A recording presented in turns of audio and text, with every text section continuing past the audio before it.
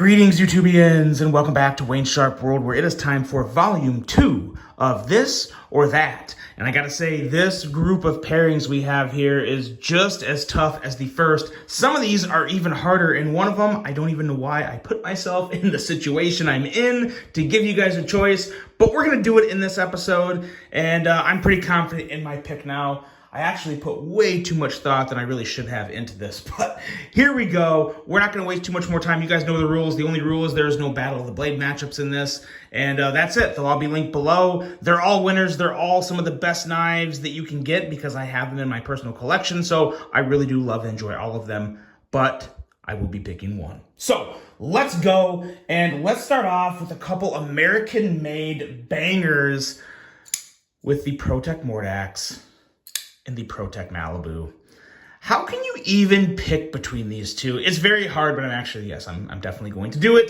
The Malibu, actually no, the Mordax came out first. The Mordax really kind of like created the button lock craze before it was there almost. Like it was one of the first ones, and ProTech brought it back this year, and they did a damn good job of it. They used Magna Cut, which is perfect.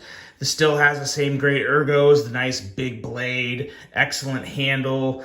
The Unfair and Forge brothers know how to design a knife, and they do a very, very good job of it on this one. And it's still one of the best ones out there. And the Malibu, excuse me, Mordax, Malibu, that's the Mordax. This is the Malibu. This still has, even after all the button locks to come out, still has the best detent of any button lock knife ever made.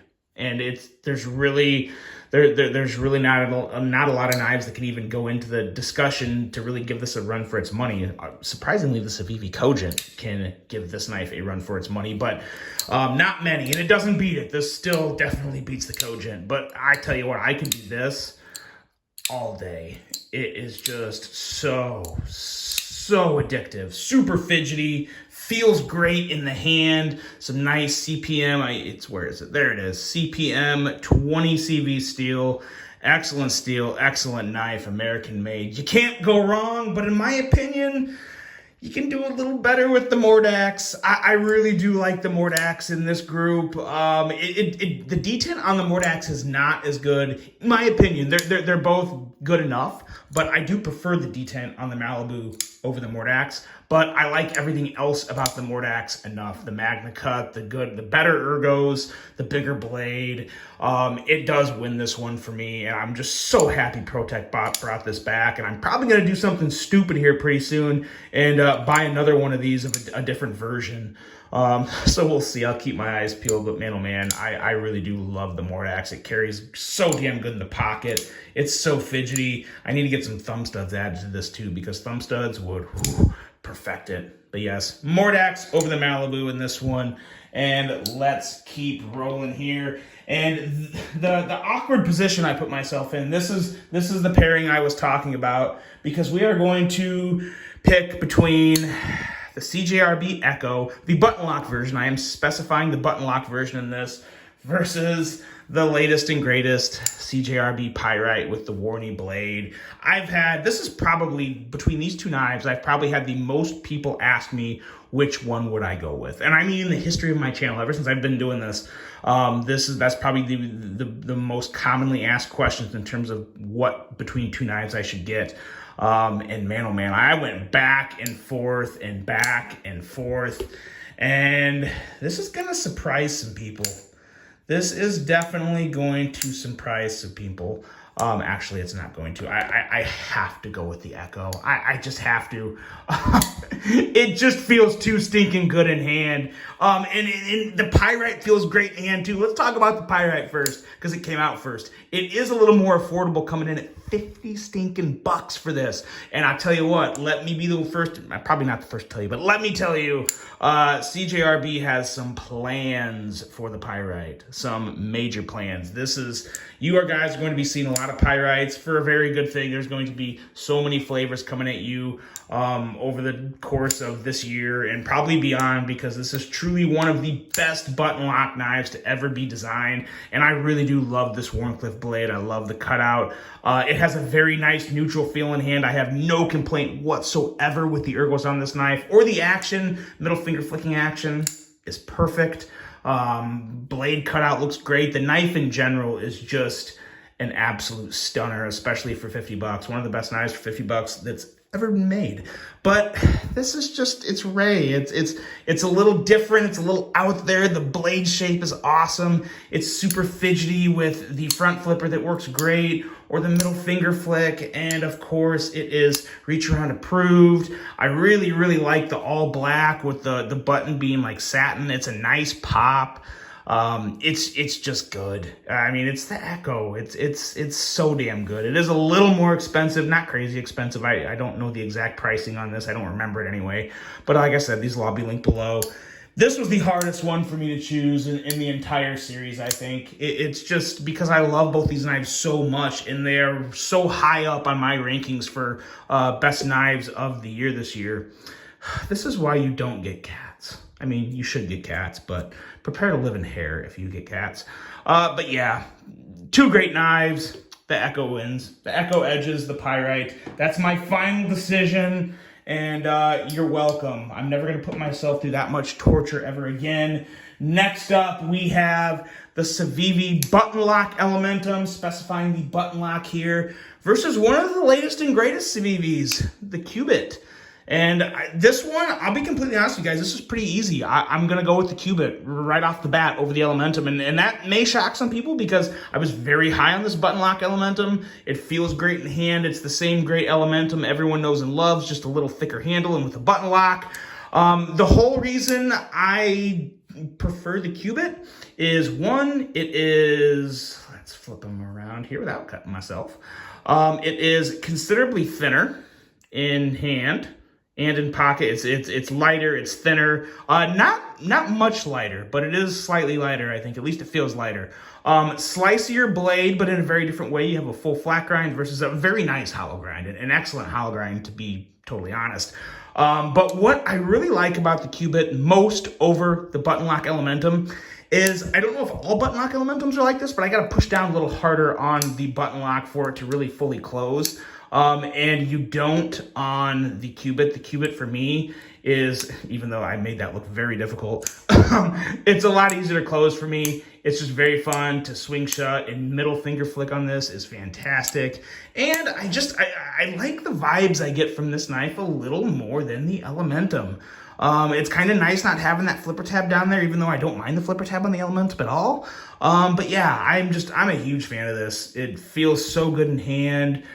Super slicey blade, all the good stuff from Civivi. Fantastic job. And it has been confirmed you can use this as a bottle opener. Since my review of this, I found out that is kind of why they did that. So I like that. I cannot lie. Very nice bottle opener on the Cubit. Very nice knife in general over the Cubit. And that does top the button lock Elementum. So there you go. There's that. I've had a few people ask me that, and the Cubit really is impressive.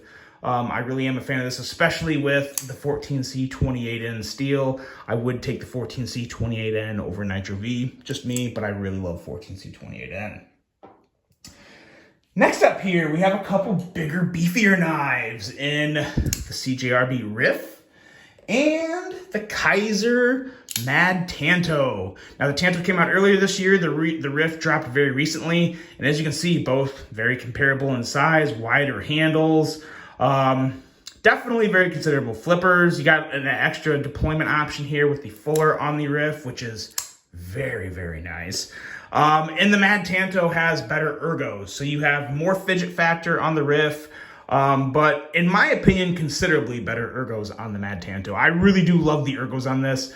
I love the hollow grind. It's a nice slicey blade, nice ultimate deep carry clip. As you can see, that clip goes all the way below the handle. So this will basically disappear in the pocket from a visual standpoint. And it still carries very nice in the pocket because it is a rather slender handle or thin handle. And then you get to the riff where it's just a little more chunky. It's a little heavier. But I would go with the riff. I would go with the riff over the Mad Tanto for this reason right here. And that is just the fact that I just really love the design of this knife. And this is another one. This may not technically make sense to people because this has better ergos. It's a slicier blade. Slightly more expensive, but not bad. It's a very, very nice knife. It's a fantastic knife. The riff just speaks to me a little more. I really like that big, wide fuller. And one thing I want to point out to everyone on this, because I've had a lot of people complain about the detent on these. They say the detent's light. The detent is light by design on the CJRB riff because the flipper is still a breeze, and the lighter detent makes the middle finger flick very enjoyable because that fuller does a very good job of catching your nail. And it's just very, very easy to middle finger flick. And that heavier blade kind of just swings the blade down or out very easily. Massive, massive fidget factor on this. And you still have a good blade for actual cutting in EDC like you're going to use the knife for. So it's a win-win for me. I love this knife. I'm a huge fan of it.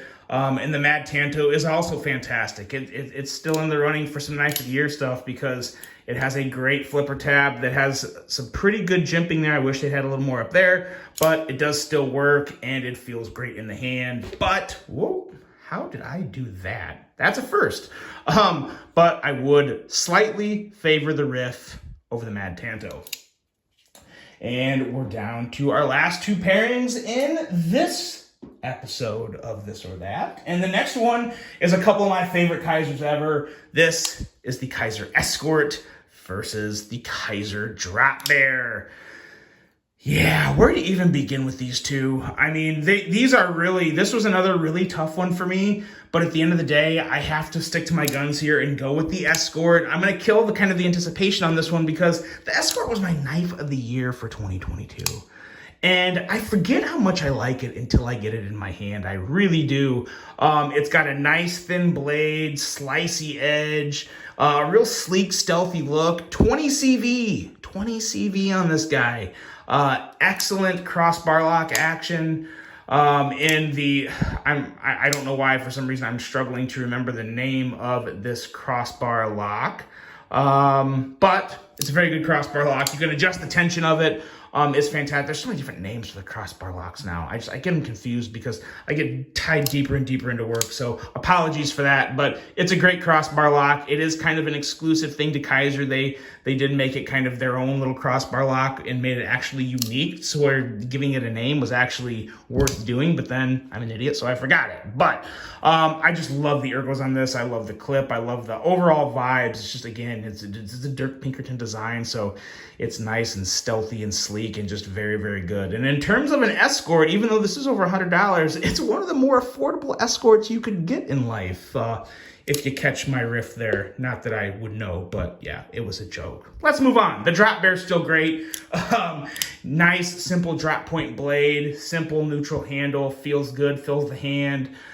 This is a special edition, but again, we're just talking the Drop Bear in general. Still a great knife. Still one of the better Kaiser knives ever made, in my opinion. Both of these knives are worthy of that claim because they're just both very fidgety, very good, and very slicey. So excellent knives, but the Escort wins.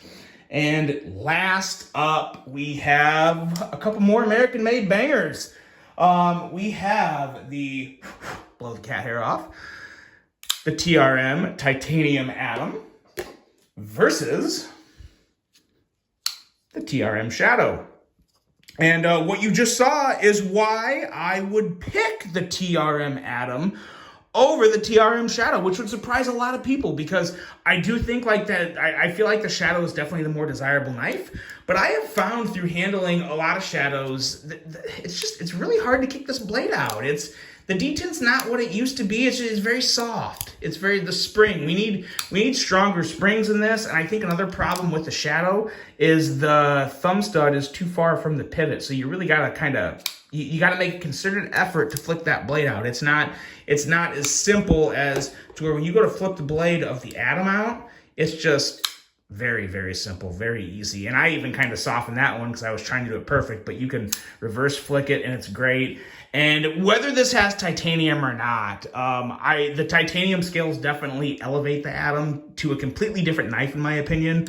I struggle to say they're worth it because they're very expensive. But if you really enjoy American-made quality and you're okay paying the price, I would highly recommend getting the titanium scales. They add that extra bit of weight, solidity. It feels phenomenal in hand, and I just really love it. So again, doesn't necessarily make sense, but that's my opinion. I love the TRM Atom, and I still love the Shadow. I don't have any plans of getting rid of this, but I just need to find a way to make the deployment of this blade a little more enjoyable. If you guys know any secrets on how to tune the Shadow, please let me know. I would love to hear that. But that's that, guys. That is it. The Atom beats the Shadow, and that is volume 2 of This or That. So let me know what you think of the series so far. I have one more installment ready that I'll probably install next week. So yeah, and we'll continue to build on this. I think it's going good. Based off the reaction from the first version, a lot of people enjoyed it, and I'm glad because that's what I'm here for, is to give you guys some good content. I really hope you enjoyed this one. Hope you have a great rest of your day, and until the next one, I'm out.